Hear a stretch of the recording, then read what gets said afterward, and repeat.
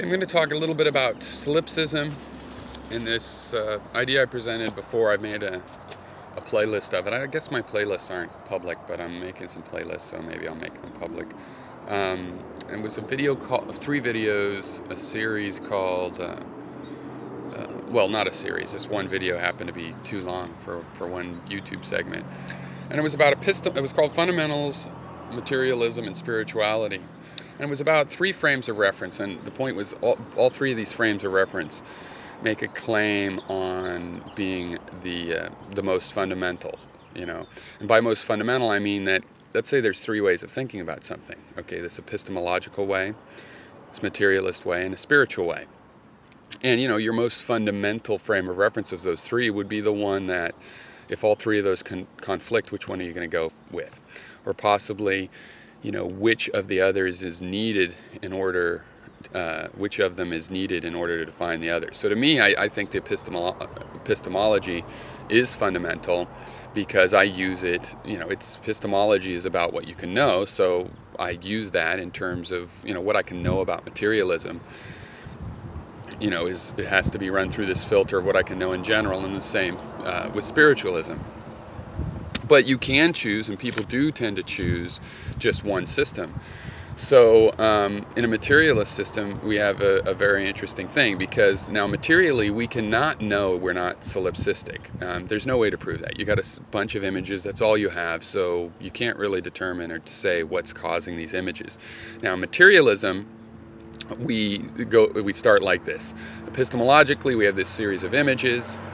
Some of the images have a quality of consistency, the sense images. Those are what we use to define materialism. And we get to the point where, yeah, but we don't know that it's really external to us like it seems. And yet in an objective model, we assume that there are objects out there that explain this consistency, both the consistency of my sense images. If I keep looking at the same object, you know, it continues to be the same color and these kinds of things. Same shape, you know, but also consistency with other people's senses. If they look at the objects, they'll see a ball. And we explain that by saying that there's a ball in this shared world that's external to any one of us. And we assume that in materialism. Okay, is that a safe assumption? Well, studying it epistemologically, it kind of goes like this. I mean, basically we have these series of sense images. At some point we notice that some of these things seem sentient like we are. We can treat them as figments of our imagination, but it's not very practical. They won't like that. If somebody comes along and treats you that way, you won't like that. All right.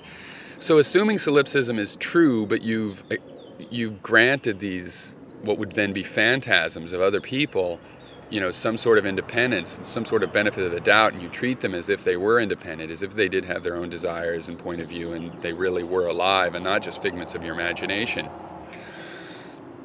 Suddenly, you know, in solipsism, you have to explain, why do these phantasms want to be treated as full-blown individuals? You know, and you'd have to explain that. Whereas in materialism, you don't have to explain that, right? That's explained once you assume there are these external objects and that some of them are sentient. In materialism, you don't have to explain that. You would have to explain, you know, why you're treating them as real. And it's, you know, for these practical reasons.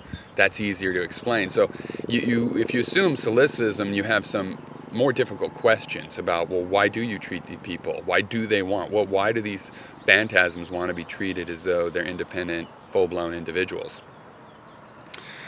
So, yeah, and I think that there are these 3 realms, and materialism and spirituality. These are really how I look at the things. Of course, there's an infinite number of candidates. You know, Pythagoras wanted to look at the world entirely mathematical, you know, not materially, not even epistemologically, though you could say possibly that it's an epistemological aspect, you know, insofar as they thought, you know, numbers are knowable and these axioms of math are somehow knowable. And so, you know, their epistemology, of course, plays a role. And so does spirituality. They just let it take over and be everything. It was their materialism, their spirituality, their epistemology, everything. So there's mathematics. There's a million different things. I mean, people with hobbies look at the world through, you know, NASCAR eyes or whatever. The whole world is put in this mold of whatever they want to do. But basically, you know, for me, I think really it's when I, you know, philosophy in the field, when I look out there how people really believe, I think there is this materialism and spirituality and epistemology. You know, what can we really know in general?